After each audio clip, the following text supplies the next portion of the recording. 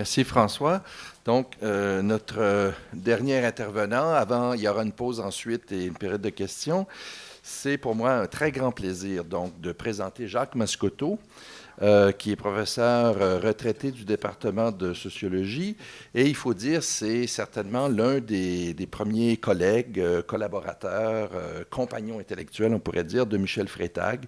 Je me rappelle, moi, comme étudiant, d'avoir suivi alors comme agent libre, parce que je n'étais pas réellement inscrit, je n'étais pas tout à fait à ma place, mais un séminaire mémorable donné par Jacques Mascoteau et Michel Freytag en team teaching, comme on disait à ce moment-là.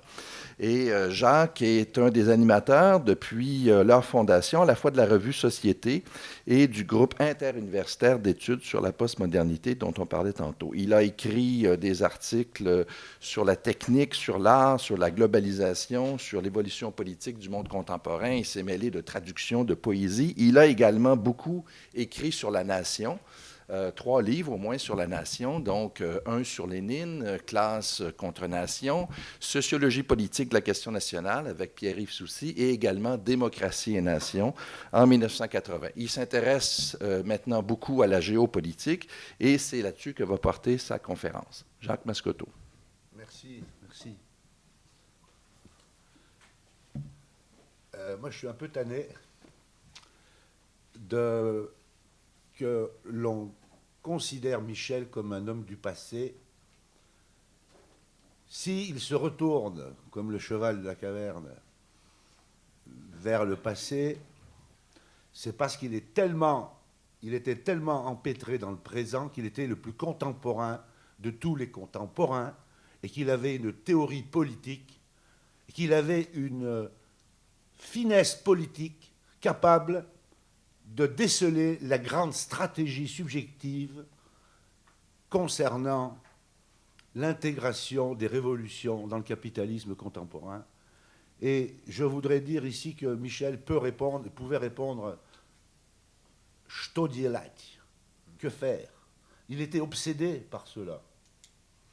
Et je vais vous dire que c'est la seule œuvre qui puisse répondre à Brzezinski, à Huntington et à Fukuyama, le tripode de la domination occidentale. Parce qu'il est un contemporain de plusieurs façons.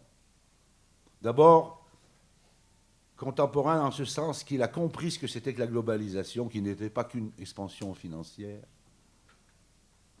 qu'il a compris ce que les autres pensaient de l'Occident, puis qu'ils se fichent de notre gueule. À moins d'être un touriste, mais si on est un voyageur, on sait ce qu'on pense de l'Occident maintenant en Afrique, en Amérique latine et en Asie. On n'y croit plus. On s'enfonce encore, nous, dans notre nombril. Il est un contemporain parce que... Il a toujours été contemporain. Et je pourrais placer cette conférence sous le signe de Michel Freytag, oi oi, ou le dentier qui mord. Pourquoi le dentier qui mord? Parce qu'il était tellement contemporain qu'à sa jeune, il n'a pas hésité à défendre la liberté et l'indépendance nationale de l'Algérie et donc s'associer aux militants clandestins du FNL et transporter des messages en Suisse. Il lui est arrivé à un moment donné d'être pris en prison par les policiers français, d'être tabassé. Les policiers français n'ont rien trouvé de mieux que le confier à leurs collègues suisses qui lui ont défoncé la gueule à coups de crosse. Et de ce dentier, de cette absence de dents, il en a gardé une volonté de morsure dans le réel phénoménale. Michel Freytag aussi, dans le présent, au moment même où l'Amérique bombarde l'Irak et autres territoires adjacents, est celui qui ne pouvait pas supporter en cours le regard d'un étudiant arabe et qui il ne pouvait parler que s'il s'excusait profondément en tant qu'occidental devant eux. Cet homme était tellement pris dans la dynamique du présent et sa logique, et où cela pouvait nous nommer, que c'est pour ça qu'à un moment donné, il s'est forgé des ailes pour aller plus derrière, vers les civilisations. Et pas parce que c'est un nostalgique des civilisations, c'est parce que la civilisation est la topique même de la domination occidentale. Autrement dit, c'est par la guerre des civilisations que l'Occident lui-même est en train de liquider la sienne. Alors je m'explique. D'abord, on a parlé ici de civilisation, mais aucun n'a parlé de principe civilisationnel. Michel Frétail ne parle pas des civilisations. Il parle de ce que la civilisation, c'est la traduction objective. La civilisation, ça ne tombe pas comme un œuf sur le plat, comme dirait Bonny. C'est la traduction objective du principe civilisationnel. Et c'est par la domination. L'Occident utilise la civilisation contre elle-même. Et c'est ça que je vais vous expliquer. C'est là qu'il y a une politique très fine de Michel Frétail. Y a-t-il encore parmi vous qui croient que les grandes réalisations de l'islam, ces valeurs civilisationnelles, se trouvent en Arabie Saoudite, au Qatar ou au Koweït? On peut poser l'autre question, que reste-t-il de Bagdad, d'Alep, de Damas? Puisque vous savez qu'une des premières choses qu'ont fait les Américains arrivés à Bagdad, c'est de détruire complètement le musée de la civilisation.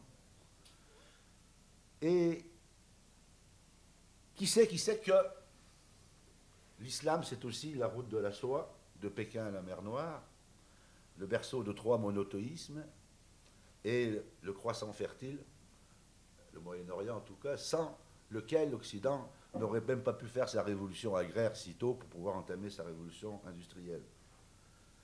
Et alors, ignore-t-on qu'en détruisant le Moyen-Orient et bientôt l'Iran, qui est un allié indispensable de la Chine, l'Occident veut empêcher que les autres, veut empêcher que l'islam en tant que civilisation participe à partir de ses propres fondements à une mondialisation universelle. C'est-à-dire recomposer la route de la soie. Ben, poser ces questions, c'est déjà y répondre. Alors, en 2009, début octobre 2009, Michel m'avait entendu parler de la vengeance du Quaker. Je lui dis, l'Occident, c'est par la remise des États-Unis, c'est la vengeance du Quaker. Il me dit, qu'est-ce que tu entends par là? Je lui dis, j'ai pogné ça chez Quignard et Jean-Jacques Lannes. C'est que les États-Unis ne sont plus un hégémone, ils sont un pouvoir suprématiste. Et donc il n'y a plus d'idéologie en tant que telle. Il y a de l'hyper-idéologisme. Et que jamais un État suprématiste n'a dominé par rapport à une position aussi excentrée que les États-Unis.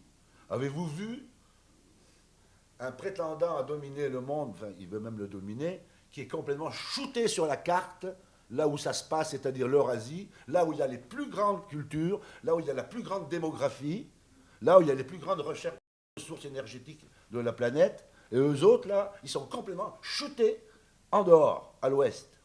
Et ils prétendent, alors évidemment, ils sont fous. Ils sont fous de cette excentration, qui est une anomalie. Parce que on parle de l'exceptionnalisme américain manifeste destiny, anomalie plutôt aussi dans ce sens-là. Hein, et ils ne pourront pas longtemps dominer de la façon... Bon, ils y vont par coups de drones, ils y vont par coups de bombes à fragments, ils y vont par liste ciblée et assassinat, mais ils ne pourront rien contre la recomposition de la route de la soie, hein, à partir du Kazakhstan, de la Russie, de l'Iran, de l'Inde et de la Chine. Alors, il y a ici une contemporanéité extraordinaire. C'est que Michel a compris quels sont les mécanismes de notre propre domination. Et c'est à partir de ce constat, mais qu'il a théorisé, la globalisation, c'est aussi des mouvements impersonnels, des forces objectives, c'est aussi des stratégies avec des acteurs, avec des subjectivités. C'est en ce sens qu'il appelle l'ambivalence fondamentale entre les effets de forme et de système et les résultats de volonté de pouvoir. Et c'est pour ça d'ailleurs qu'en vertu de cette ambivalence entre les effets de forme et les acteurs, c'est-à-dire par une analyse de la globalisation qui montre qu'elle serait impossible sans les États, le G8 d'abord, ensuite le G20, sans l'OTAN, sans les États-Unis. Sans les États-Unis, la globalisation ne peut pas rendre réelle sa logique, effectivement. Elle a besoin des États-Unis. C'est en ce sens que Michel analyse la globalisation comme le couplage entre la mégapuissance des organisations et l'hyperpuissance militaire des États-Unis, et en même temps leur puissance axiologique, leur capacité à dire le droit. Et une des nouveautés de la globalisation, c'est que les États-Unis ne dominent plus de facto, ils dominent de jure. Et la capacité des États-Unis à soutenir et à propulser les organisations capitalistes fait en sorte que le capitalisme veut réaliser deux fantasmes. Foutre en l'air le contexte social historique, foutre en l'air tout contexte en dehors de lui-même, il veut se poser comme son propre contexte, dans une fusion de l'intérieur et de l'extérieur.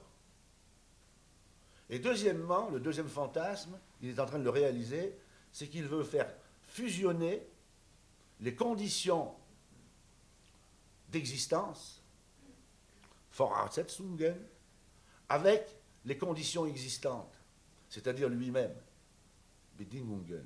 C'est-à-dire qu'il veut que toutes les conditions de reproduction de la vie sur Terre, de l'existence, passent par les propres conditions du fonctionnement du capitalisme avec lesquelles il se serait identifié. Et au même moment, ce capitalisme que Marx malencontreusement avait traité de métabolique avec la nature, il devient catabolique. Catabolique en ce sens qu'il se nourrit de lui-même et qu'il se nourrit des conditions de la vie sur Terre, de l'existence, pour pouvoir se reproduire. Et c'est précisément ça qui constitue la possibilité de l'abîme. En sachant très bien que pourquoi nous ne sommes pas devant une domination américaine simple. Nous sommes devant une terreur américaine, en ce sens que la contradiction gigantesque, c'est que si les États-Unis, comme porteurs de la globalisation, s'ils réalisent en même temps une américanisation du monde, ils vont réaliser un avènement systémique qui va nier l'Amérique. Alors, plus les Américains américanisent, et plus ils deviennent violents et déchaînés, parce que la propre mondialisation les désaméricanise aussi et les fait disparaître. C'est devant cette instance considérable que Michel nous donne le premier élément d'une politique. Si les Allemands, on ne pouvait pas compter sur les Allemands pour vaincre Hitler, vu comment j'ai analysé le fascisme, sachez très bien qu'avec cette contradiction où c'est l'Amérique qui est menacée par sa propre américanisation, parce que l'américanisation du monde, comme elle est tellement liée au processus systémique, elle va faire disparaître l'Amérique en tant que civilisation. Et donc il va falloir défendre la civilisation américaine contre l'américanisation. Alors il dit, eh bien il faudra compter sur l'inclusion des Américains dans la résistance au totalitarisme systémique, et c'est une dimension essentielle de toute stratégie politique du succès. Ça c'est là. Alors Michel, dans dans ce livre, va se lancer un peu d'une façon beaucoup plus, à mon avis, subtile que Lénine. Que faire? Que faire? Ben, il donne des solutions, mais au sens, pas des solutions oedipiennes. Hein? Parce que Michel, il a rencontré le Sphinx. Le Sphinx, il a fait alliance avec Oedipe. Il s'est dit, viens, on va emmerder Frétaille. Il y a nous deux, tu vois, c'est plus complexe que seul toi avec moi. Alors, Oedipe, il dit d'accord. Il donne rendez-vous à Frétaille dans une taverne. Il dit, eh, quelle est cette chose qui naît en renaissant? Renaissance. Dans la matinée. Puis dans la journée, quelle est cette chose qui fait 3 révolutions?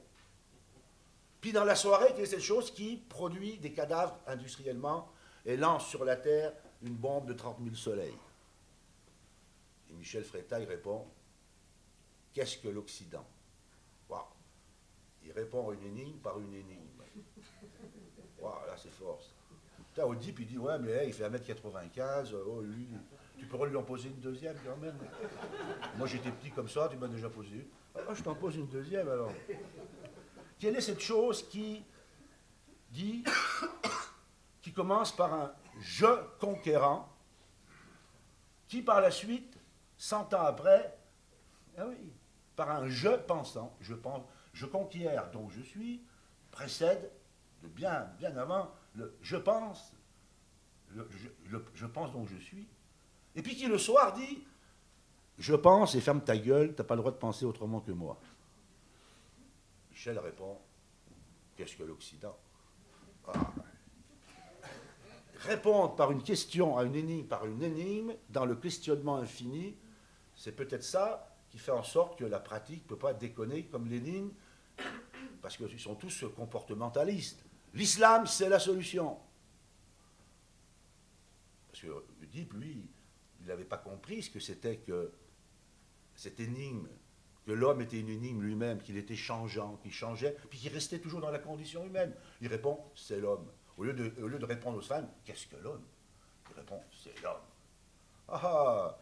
Alors c'est pour ça que le Sphinx, lui, s'est jeté dans l'abîme. Alors en tant qu'abîme, il dit, putain, il a parlé de l'abîme, ce type, il doit connaître pourquoi je me suis lancé dans l'abîme. Alors, Frétaille répond par un questionnement sur des questionnements, et toujours son engagement politique réel est précédé d'un questionnement. Qu'est-ce que l'Occident? Alors, là, cette partie-là, c'est l'idée de c'est quoi la pratique politique de Michel Frétaille à partir d'un concept fondamental qui est géographie humaine contre mondialisation. Et qu'est-ce que le principe civilisationnel? Il dit ceci, en posant cette question, qu'est-ce que la société qui malgré tout reste elle-même, qui dure, malgré ses sparages? Il dit ceci, c'est la disjonction au sein des sociétés entre la stricte dimension de l'intégration sociale dans l'aménagement des interdépendances fonctionnelles et une disposition subjective et collective, représentative, imaginative, à cultiver l'idéalité pour elle-même comme un auratique produit de la liberté de l'esprit ou de la spontanéité du sentiment. Une disposition relativement indépendante du pouvoir, n'ayant pas à répondre immédiatement aux contraintes fonctionnelles socio-économiques qui pèsent sur les sociétés. C'est cette disjonction qui est précisément le principe civilisationnel qui fait que les sociétés tiennent. Et alors, alors là, c'est-à-dire, d'un côté, la durée, les œuvres d'art, la faculté de l'inutile, faculté des noujnir, vichei, et ça c'est un grand auteur russe qui l'a expliqué, Dombrowski, et d'un autre côté, le temps chronologique immédiat dans les problèmes. Et alors, Frétaille, il se dit, ce principe civilisationnel-là, je le théorise, j'en explique l'importance. Mais il n'y a pas que lui qui a théorisé l'importance. Huntington aussi, Bernard Lewis, Fukuyama et Brzezinski. Parce que quand ils disent qu'il y a une guerre de civilisation, non, ils veulent souhaiter qu'elle ait lieu, mais ce n'est pas une guerre de civilisation. C'est une guerre au principe civilisationnel de toute société. C'est une guerre à la disjonction, pour la synchronicité totale et immédiate de toutes les sphères du monde ensemble. Et alors, c'est en ce sens que Michel voit très bien qu'on va utiliser l'islam. Je vais prendre l'islam, parce que je ne peux pas prendre autre chose, il faut que ce soit restreint. Et Michel a très bien compris qu'est-ce que c'était le fondamentalisme. Parce que d'abord, on ne peut donc... C'est quoi l'astuce? L'astuce, c'est utiliser... D'abord, sous cet exergue de Robert Musil, il faut comprendre l'expérience religieuse à travers celle de la guerre et non l'inverse. Donc, on fait la guerre. Alors d'abord, cet islam, on le prend comme islam wahhabite ou salafiste, qui se caractérise par un déploiement ritualisé de la positivité des signes religieux. D'un côté, allié au caritatif, le positif religieux s'inscrit de plein pied dans les stratégies occidentales d'individuation, d'empowerment, de colonisation de l'espace public, de telle façon que l'absolutisation d'un ordre social positif transforme la religion en technique disciplinaire de la norme, et que l'idée signifiante, spirituelle de la religion se rabat en s'aplatissant sur les modalités de contraintes d'intégration sociale. Le principe civilisationnel tend à se figer dans l'expression rituelle de l'ordre politico-religieux et s'inscrit dans les stratégies individuelles de prise en charge pragmatique de l'adaptation aux logiques systémiques de la globalisation. Nous sommes en présence nous sommes en présence de la possibilité d'une voie sociétale réelle, alliée objective de l'extension planétaire du technocratisme systémique. Et ça, c'est... Attention, on n'a pas compris. Ce n'est pas des fanatiques, sous prétexte qu'ils ne viennent pas du ciel, ils ne viennent pas du Moyen-Âge non plus. Ils sont capables de faire société, comme nous, on sera capable de faire société avec une axiologie religieuse fondamentaliste sur la base du Quaker. Le problème, c'est que la religiosité, elle se différencie de la religion parce qu'elle prend sur elle une fonction d'intégration sociale directe et immédiate. C'est pour ça que ce n'est pas des fanatiques, des fous. Ils sont là, ils vont revenir, puis tant qu'on va les attaquer, avec des drones, etc., ils vont faire de plus en plus société. Et cette société-là, elle va être monstrueuse. Et donc, ils donnent là les moyens d'intervenir dans un dialogue intercivilisationnel avec l'islam. Il précise. Combien j'ai de temps, chef 10 minutes. Oh ben c'est bon. Un des traits spécifiques de ce que nous nommons l'intégrisme consiste justement dans la volonté d'utiliser directement l'idéalité civilisationnelle, particulièrement dans ses expressions religieuses dogmatiques, pour faire société, en réalisant cette idéalité sous la forme positive de systèmes politico-institutionnels dotés non seulement d'une légitimité, mais d'une validité juridique d'origine transcendante. Alors là, et ça vaut pour nous, qu'est-ce que l'Occident, qui a comme puissance géopolitique, c'est-à-dire l'extinction de la géopolitique, la dissolution du politique, et jouer fondamentalisme contre fondamentalisme, avec cette illusion que ça fait société. Et là, on a un ennemi devant nous extraordinaire. On a la capacité de créer des ennemis tant qu'on en veut. Parce que ces ennemis-là, on ne leur laisse pas d'autre choix que de faire société sur des bases intégristes. Alors on en a plein de réserves. Et pendant ce temps-là, on va faire une machine à surveiller à la contre-terreur, c'est-à-dire un État fasciste. Alors, le dernier principe, en fait, vous avez compris, le principe civilisationnel, ça c'est un tour de génie de Michel. Et en même temps de voir comment il est utilisé par Huntington et toute la gang, et que si ici on dit Michel et les civilisations, les États-Unis, eux, ils savent comprendre. En fait, ils me parlent. En fait, c'est normal. Enfin, c'est un pays qui est né sur un délire et un fantasme sur Rome et Sparte, les États-Unis. Alors, les civilisations, ça les intéresse. Mais, comme nous, on a laissé tomber le morceau, eh ben, ils sont les seuls à parler de civilisation. Puis nous, on est ici, puis on parle que de dire les civilisations, oui, c'est ça. Ce qui compte, c'est la démocratie libérale, machin. Non, non.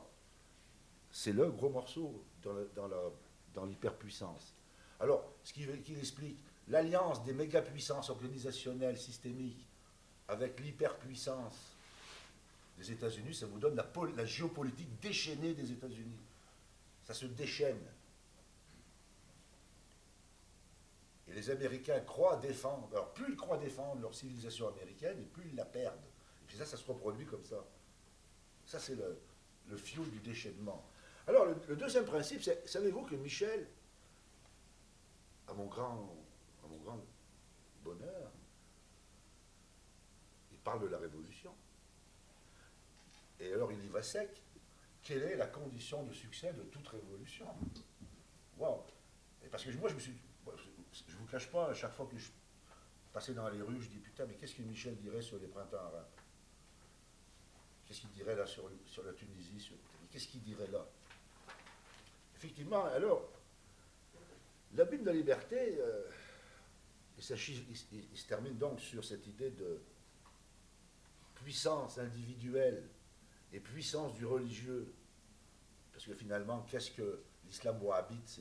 C'est Weber plus Mahomet. C'est à chacun l'islam qui n'a plus rien à voir avec sa civilisation, mais avec sa capacité hollywoodienne et exhibitionniste, comme nous ici, de se prévaloir dans l'insignifiance. Alors, puissance individuelle et puissance du religieux fusionnent dans une esthétique pratique de l'idéalité qui confère le sentiment de l'enrichissement de l'existence. Ouais. Les jeunes qui s'engagent dans le djihad, ils ont le sentiment de l'enrichissement. Mais il dit attention, Michel, il dit, oh, l'enrichissement de l'existence, mais c'est le télos de toute révolution. Là, vous regardez l'ambivalence. Toute révolution, elle ne peut avoir comme finalité que l'enrichissement de l'existence. Pas comme disait Lénine, je t'odie là, renverser le pouvoir. Et tout le problème pour une révolution réside dans l'appropriation signifiante et significative, individuelle et collective de cet enrichissement.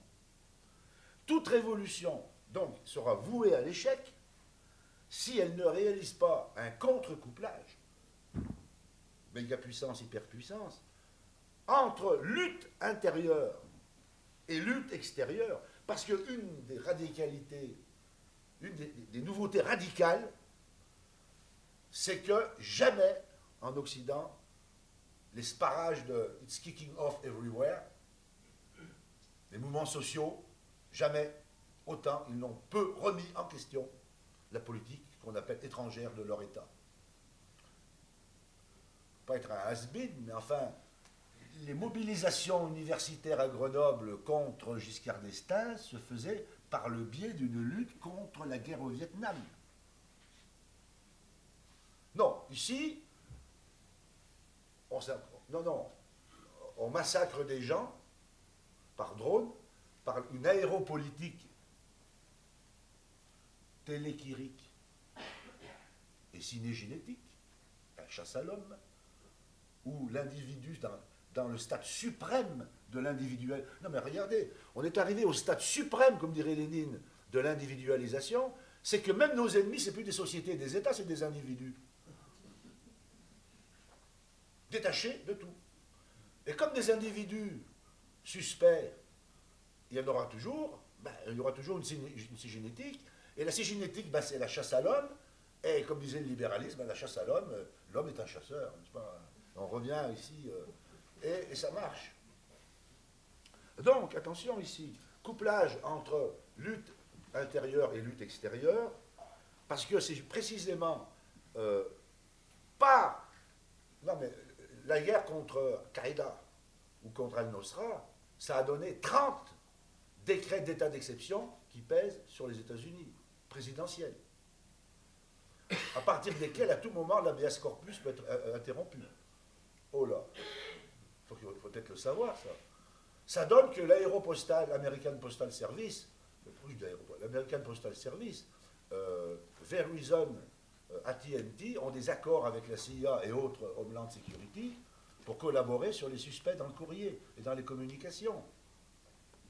C'est ça que ça donne. La guerre dans cet ennemi indéterminé qui s'appelle la terreur. Il y aura toujours des individus, donc il y aura toujours des suspects, et tout suspect sera forcément un terroriste, cette fois-ci intérieur. Et donc il y a une fusion de l'intérieur et de l'extérieur qu'aucun mouvement social n'a pris en compte. Le deuxième avertissement de Michel, c'est que toute révolution est destinée à se faire kidnapper, comme s'est fait kidnapper la lutte contre l'humiliation et l'oppression dans les pays arabes, vous connaissez, elle s'est fait kidnapper et retourner contre elle-même, parce qu'elle s'est fait prendre dans le regard de l'autre, comme dirait Lacan, le grand autre systémique qui procure la fascination occidentale. Et effectivement, comme par hasard, l'Occident, la nouveauté de la globalisation, c'est qu'il aime la révolution. Il y a juste des capitalistes qui parlent de révolution. Ils voient des révolutions partout. Et puis alors, il y a des révolutions bleues, oranges, roses, jasmin, florales. Vous voyez. Il y a une perte métallique de l'homme. Vous voyez, la dévitalisation. Vous voyez. Non, c'est trop macho. Vous voyez, la faucille et le marteau, maintenant, c'est les fleurs, les iris, le chêne, le cèdre, le chlorose. Et il n'y a plus que le capitalisme qui... oui, c'est l'insoutenable légèreté de la révolution. Vous voyez, un parfum, chez Chanel, numéro 15. Et alors, ce qui est donc... ce qu'il faut bien comprendre, c'est que... Allez, je termine là-dessus. Un des aspects de la domination que toute révolution devrait prendre en charge, c'est le retournement du principe civilisationnel contre lui-même. Et c'est pour ça qu'il parle tant des civilisations. La civilisation, ce n'est pas comme un œuf sur le plat, comme dirait Bonny. On ne va pas la prendre comme ça, il faut la travailler. Et bien montrer que c'est conception de la civilisation contre conception de la civilisation. Stokavo, comme dirait Lénine. C'est qu'il y a des gens qui utilisent la civilisation en face, c'est-à-dire en fait ils utilisent le principe civilisationnel pour l'intégrer dans la domination des réels Ik en Nunc. Poil à quoi Nunc. On ne peut pas terminer. Y a-t-il un mot en Nunc? Non.